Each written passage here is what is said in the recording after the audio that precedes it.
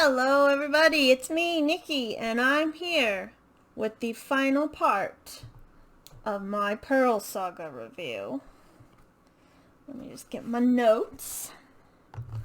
So, this book is called, oh, it's shiny, sorry, ooh, Mistress of the Pearl. I believe that's not the pearl, that's something else, and that might be supposed to be Rianne. But I'm not sure. I know what that is, and I will tell you about it. That I believe is a banestone. They just show up in this one. They might have been mentioned like offhandedly in books 1 and 2.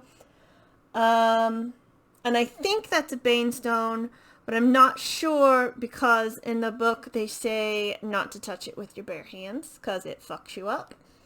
So I'm not 100% sure, but that's what I think it is. There are 9 of them in total, and the bad guys have 8, and they are looking for the 9th.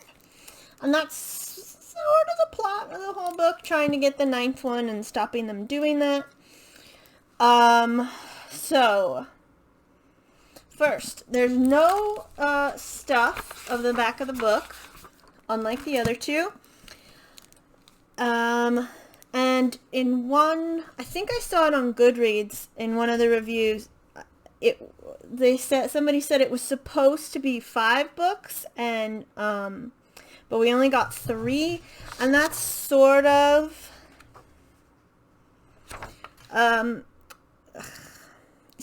get that at the end, like the last chapter, or last 2 chapters, because everything wraps up, like everybody's story sort of gets wrapped up, but there are threads left hanging. And there is an ending, but it's probably not as satisfying as the author or the reader want it to be, but it is an ending. And it's just weird because, like I said, everything wraps up, but nothing wraps up, you know what I mean? I don't know if that makes sense. So, first, there's a prologue. We get a description of the Saracon who live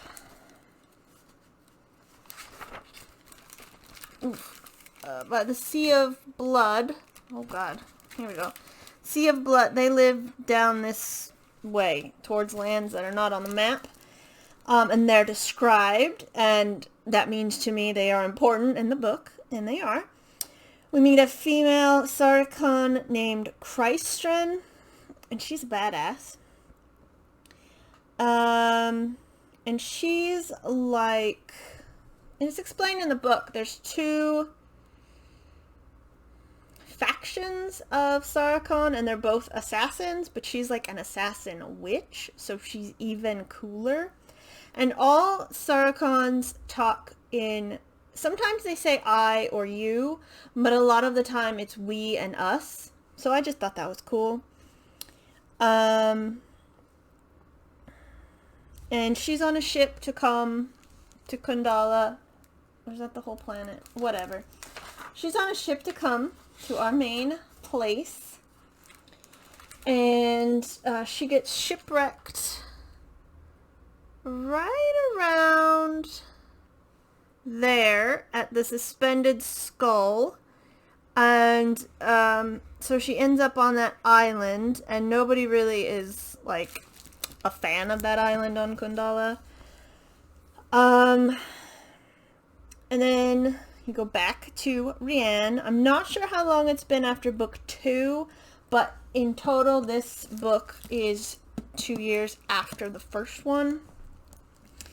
Gian and Thigpen are teaching her, and Elena and Rianne, Eliana and Rianne, are becoming a thing. Like, there's a whole thing, where Gian says, don't let Eliana know that you're Anon and Rianne, but Eliana knows, and she's like, I fucking know, and I still love you. again, it goes back and forth between the Kundalins and the Vorn. And Kurgan wants Eliana, which is disgusting. And in this book, you learn more about the original Rian before her and Anon emerged. And she was special anyway because she already knew the, there's an original dialect. It's called Venka that a lot of spells are set in, and she already knew that. And Anon didn't. Where is this stupid page? And she also has a photographic memory. And then in her head,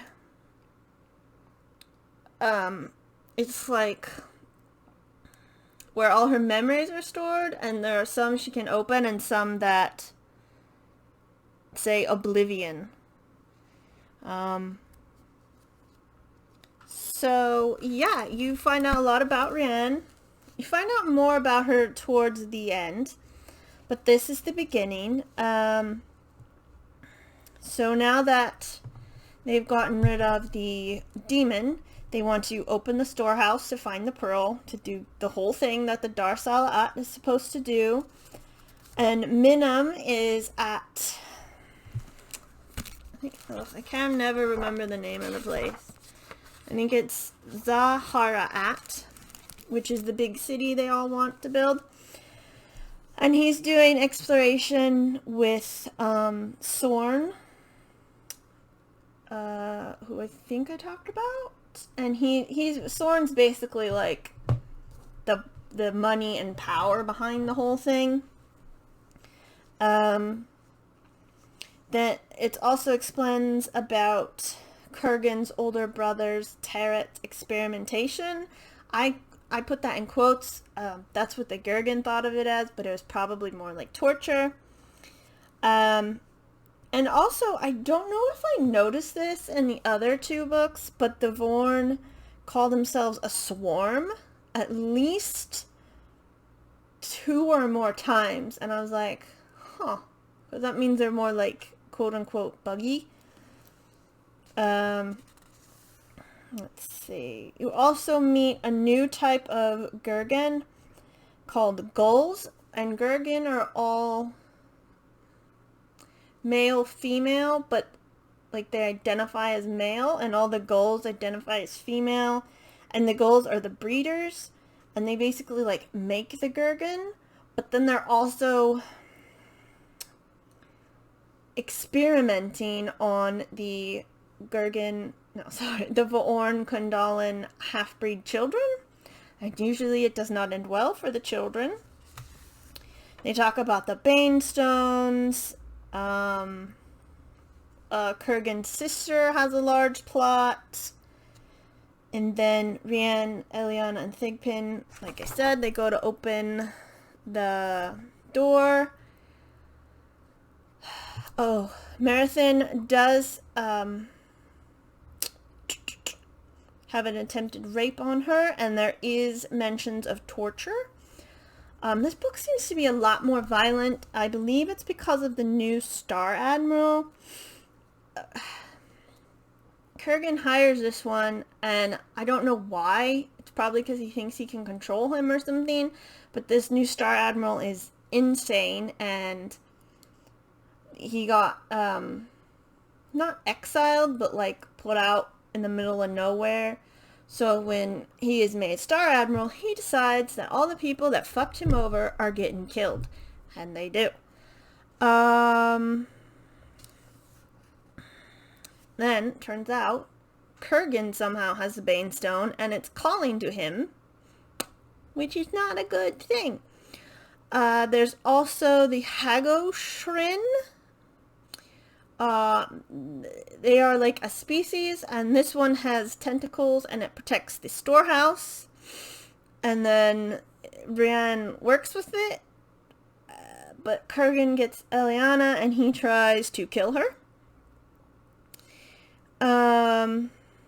You learn about some Gurgan biology. It's gross and bloody.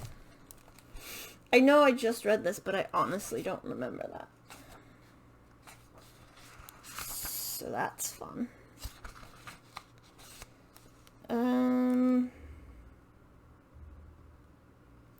Oh, it's not... Yeah, it's gross and bloody because one of the Gurgan's bodies is in their egg thing, and you can see their skin, and it looks as if it's bleeding from every pore. So fun. And then this feels like, besides the ending not feeling like really wrapped up, it also feels like it should be more in the middle, because the Centofini, who've been mentioned since book 1, are the only race that the Vorn did not take over and that destroyed them and that they're afraid of, have tracked them down to Kundala and are on their way. So it feels like Rand should find the pearl and the Banestones and do stuff with them to not only like save the Kundalan people from the Vorn, but save the whole planet from the Centofini. And I feel like maybe that's where that was going, because it is mentioned a lot by the Gurgan. Almost every time they're talking about stuff, it's the Centofini are coming, the Centofini are coming. So, and I also think that might be why the Gurgan wants the pearl, because not only would it give them, because they're obsessed with living forever, I've said that before, but it would also give them the power to perhaps defeat the Centofini. And I think that's what the experiments on the Kundalan Vorn children are doing, because the Centofini have some sort of weapon that essentially vaporizes Vorn, and they're terrified of it. Oh, and at some point Marathon finds a lot of Ramen priestess bodies. It's pretty grisly. She like tumbles into a pit of dead bodies. They've all killed themselves because of the bad guys, who are called Sorrow Missions, and they are, like, I think I said this before as well, the male Ramen priestesses that tried to take over from Mother and use the pearl in a bad way, and then Mina cursed them. They have the 6 black finger. Minam is one, but he's good. And I think there might be one other good one you meet, but as far as I'm aware, all the rest are evil, and they are also necromancers. So in the climax, when Rian goes to that island, the suspended skull, there's lots of blood and guts, because the Sora mission has to kill the person themselves and then rip out their intestines and wrap it around their wrist. And they've somehow taught the faction of Sorakan that are not on Christian's side the same thing, so that's creepy. Yeah, and Rihanna, so there's that. Rianne and Eliana are a couple. They admit everything. They love each other. They kiss. It's all wonderful. Turns out the pearl isn't what Rianne thought it would be, so she has like a moment of despair.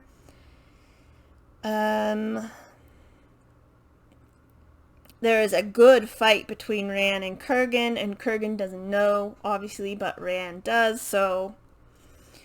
And Kurgan really annoys me, because he meets a Sarkhan. I've forgotten his name. But he meets a Sarkhan who's in charge and working with the Sorrow missions. And he's like really annoyed by him and he wants to kill him, but he goes, this guy has power, so I'm just going to wait until I can use it. And I'm like, you do this all the time.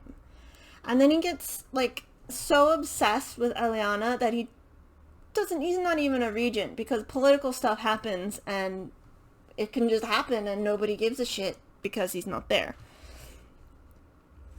The Sorrow missions are coming for the Abbey. And then, what's really cool, the Sorrow missions are coming for the Abbey, but also the Vorn are coming for the Abbey. So they're, like, because it's the last Abbey standing type of thing. But what's really cool right after you find out about that, Gyan and Minim meet up with Marathon. And you're like, oh my gosh. Everybody's crossing over. And then Rian meets the Darius, who's in charge of Kurgan's older brother, which is cool. They also show the experiment on kids. There's significant other abuse, and then what else? This new Star Admiral is the worst. And like I said, Kurgan thinks he picked well, but he didn't. And then everything connects together. And you're like, oh my gosh. And then there's more Christian, and there's more lore, which is fascinating. And then Gyan and Minim meet Christian. And you're like, oh my god, it's all coming together. And the best part is Minim says he's a coward, and he's in the second book as well. He's like afraid, but he saves Rian. So he says he's a coward, but he always does the brave thing, so he's not really a coward. And then at some point, people hear something like thunder, and this is, I think it's in the first book. Thunder and lightning have not been seen or heard since the Vorn came about 200 years ago, because they're connected to Mina and the dragons. And so they're all in hiding, and so you hear the thunder, and you're like, oh no. And the political Gurgan stuff comes up again. They don't speak in one voice. Some want to meld Vorn and Kundalin together, and others don't. They just want to be Vorn. And that's basically what they're fighting about over the kids. And then there's some Vorn that are just, I said, insane somehow, because it's like, because I guess because they've been stagnating on Kundala for 200 years, everybody's lost their damn mind. There's an amazing fight between Gyan and an Archon, which is like the head Sorrow mission. She stabs somebody in the brain, right through the eye. And then literally everybody comes together on that island. And you're like, oh shit, it's happening. And it happens. You do get some PTSD, not that a Vorn would call it that, but it is the Star Admiral's younger brother, who was on a planet that the Centofini destroyed them, so he has some PTSD, and they talk about that. Rian and Christian team up to defeat the bad guys, and then and more of Rian's past is mentioned. And then she goes into the underworld, and she meets people and talks to people, which seems important because there's a demon down there who's like in charge, and she's like, if I do you a thing, you owe me a favor. And Rian's like, but then everything just sort of wraps up, and you're like, what the fuck? That's just how it ends. And you could see how this should have been at least one more book. And I don't know, because when was this written? Oh shit. This was published, at least, in 2004. So I don't know if, when this was published, he knew there would only be 3 books. Or if he thought he could get another one.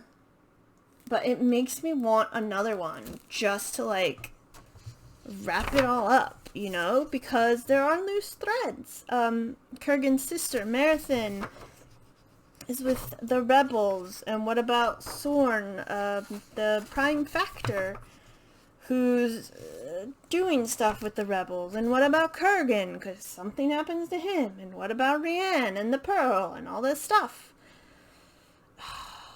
Ugh, and like, there are just threads hanging that haven't been tied together, and quite frankly, they'll probably never be tied together, because it's 2020, and it's been, you know, years. And I think, let's find out,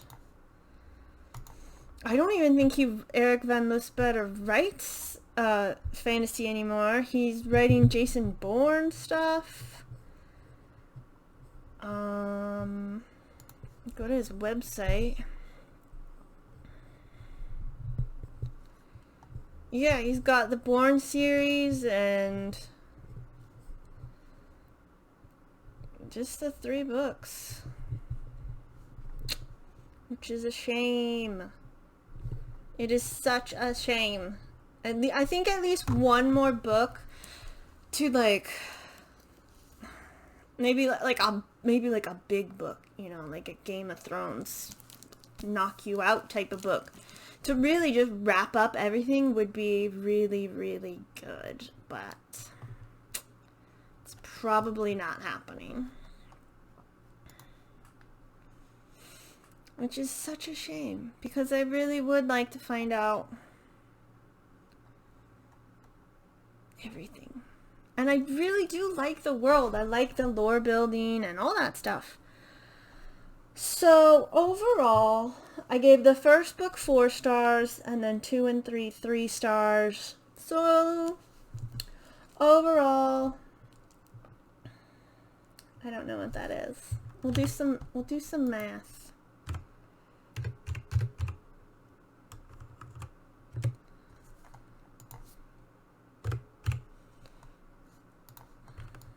I'm doing math here on the computer.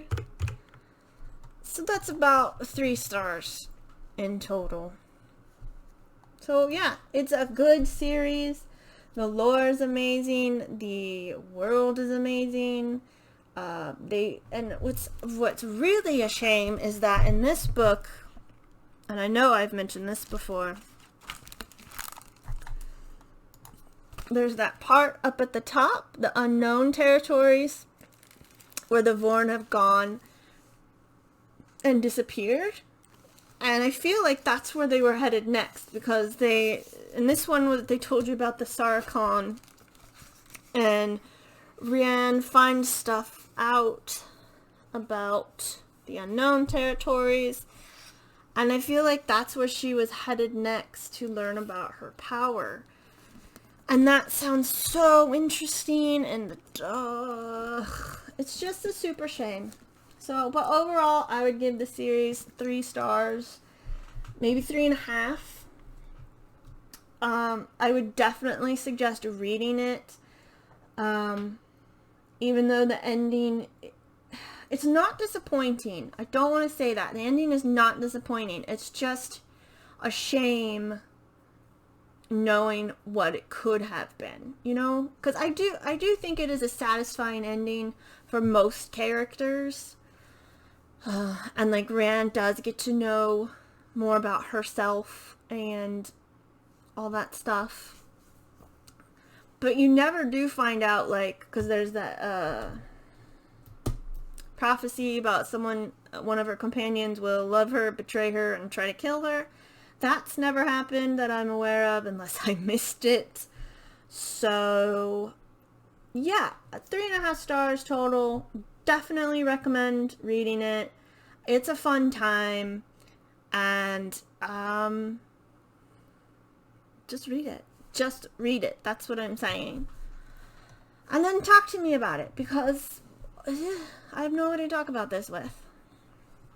So that is the final chapter of the Pearl Saga. Thank you very much for watching throughout this whole thing. I appreciate it. And I will see you in the next video. I hope you have a lovely day. Goodbye.